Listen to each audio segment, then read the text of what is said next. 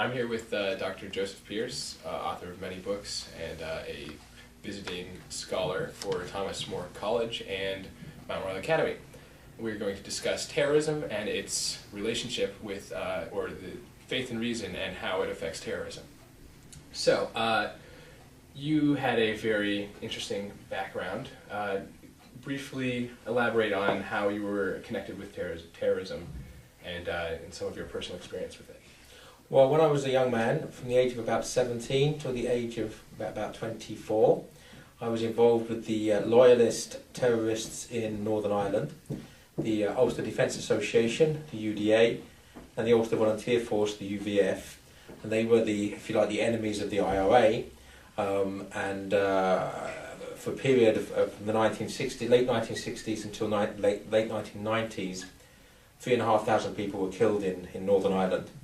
In the so-called Troubles because of terrorist activity by the IRA on one side and the UDA and the UVF on the other. So I was involved with the UDA and the UVF for a period of time in my youth. All right, and the terrorism and faith and reason. With faith and reason, you have a relationship that was supposed to be very coincided, very closely knit. Your faith was supposed to dictate your reason and vice versa. Today, in today's culture, we have very much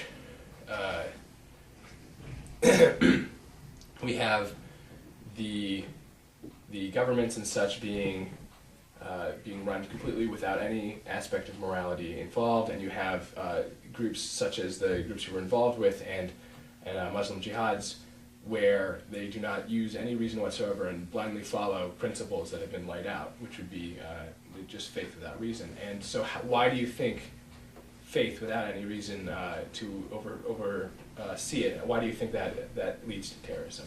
Well, it's dangerous. Basically, you have to understand that the loyalist paramilitaries, the terrorist organisations I was involved in, were very tribalistic. You know, but their side had to win, and the one who was most extreme was the one who rose to the top. So it was all about destroying the enemy. So reason wasn't part of it. You know, the other side were the enemy and they had to be destroyed. So you have two parties, two sectarian parties of that nature. You can't talk reason to them. The voice of reason is not admitted to the discussion. It's not at the table, and they're deaf to it. And that's the problem. Until you can get people to start speaking and thinking rationally about the problem, you're not going to solve it. So that's the problem of having a situation of irrational faith in a cause, because the other extreme is having faithless reason that leads to a society with a breakdown of marriage, and all of the suffering is caused because of the disillusion of the moral life, children being brought up with one parent, no parent, children being abused physically, sexually, and of course children are voteless, therefore voiceless. So in a so-called rational society without faith, these people are the silent victims. So on the one hand, you have an irrational faith which leads to terrorism and other types of bigotry. On the other hand, you have this faithless reason which leads to these silent victims of the whole childhood of the country being open to an abuse that's not spoken about.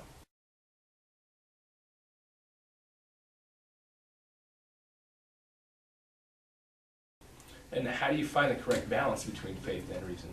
Well, basically, the correct balance between faith and reason has been the fusion of the philosophies, going right back to the Greeks, to Socrates, Plato and Aristotle, and Judaic Christian theology coming together in the person of Jesus Christ. And G.K. Chesterton said that the Catholic Church is the one continuous institution that's been thinking about thinking for 2,000 years.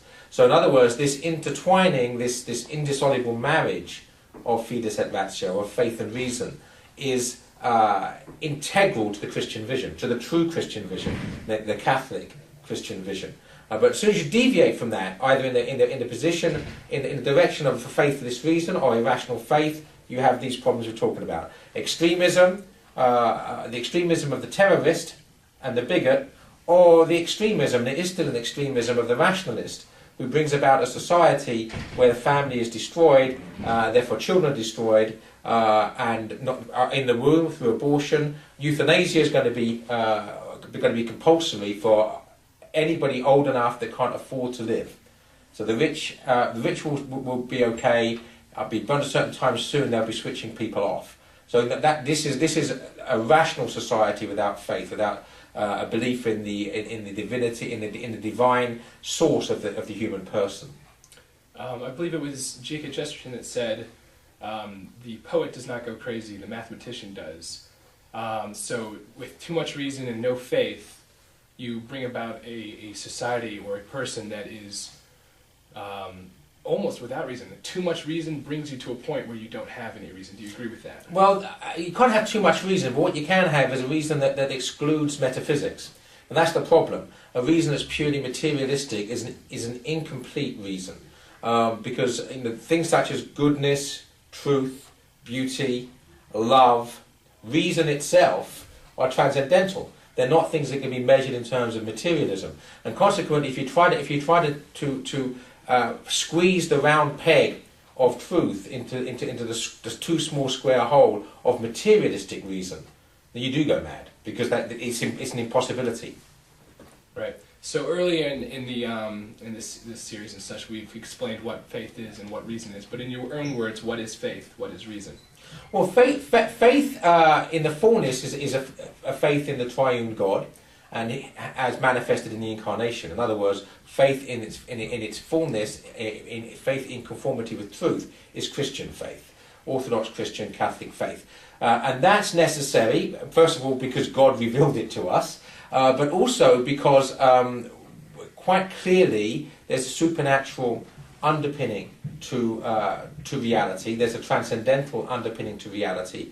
That reality is not confined to 3 dimensions, nor is it confined to our 5 senses experiencing those 3 dimensions.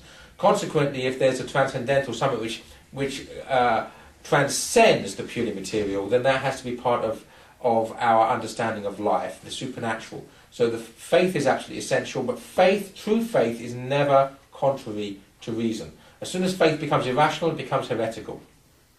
Okay, so what is reason in your own words? Reason is to experience and understand reality in conformity to truth. So you have to understand that reality is outside yourself, it's objective. There's an object beyond yourself that you have to try to understand, to conform your subjective understanding to the objective reality beyond yourself. That is, reason is the process by which we get from our subjective experience to the objective reality. All right, and so it's the correct balance between the two of these which prevents things like terrorism. Thank you very much for your time. You're welcome.